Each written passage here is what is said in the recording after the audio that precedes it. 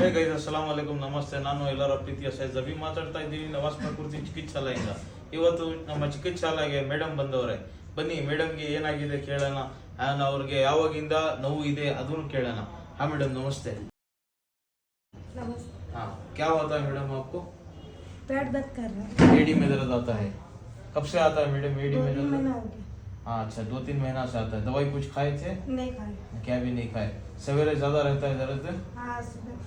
ठीक है ओके बहुत अच्छी बात है. आपका नाम क्या है मैडम? ममता देवी. ममता. तो हाँ ಗೈಸ್ ಇದು ಬಂದ್ಬಿಟ್ಟು ವಾಯು ಪ್ರಾಬ್ಲಮ್. ವಾಯು ಜಾಸ್ತಿ ಆಗಿರೋದ್ರಿಂದ ಏನಾಗುತ್ತೆ, ಇಮ್ಡಿಯಲ್ಲಿ ನೋವು ಶುರು ಆಗುತ್ತೆ. ಬೆಳಗ್ಗೆ ಹೊತ್ತು ತುಂಬಾ ಜಾಸ್ತಿ ಇರ್ತದೆ, ಇಜ್ಜಿ ಇಡಕ್ ಆಗಲ್ಲ. ಇಜ್ಜಿ ಇಟ್ರೆ ಏನಾಗುತ್ತೆ, ಸೂಜಿ ಚುಚ್ಚೋದರ ನೋವು ಬರ್ತದೆ.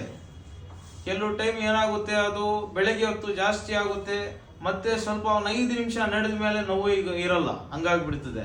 ಆಮೇಲೆ ಮತ್ತೆ ರಾತ್ರಿ ಆಗ್ತಾ ಆಗ್ತಾ ಇದೇ ಸೇಮ್ ಮತ್ತೆ ನೋವು ಶುರು ಆಗ್ಬಿಡ್ತದೆ. ಇದೇ ತರ ಏನಾದ್ರು ಸಮಸ್ಯೆ ಇದ್ರೆ ನಮ್ಮ ಚಿಕಿತ್ಸಾಲಯಕ್ಕೆ ವಿಸಿಟ್ ಮಾಡಿ. Thank you.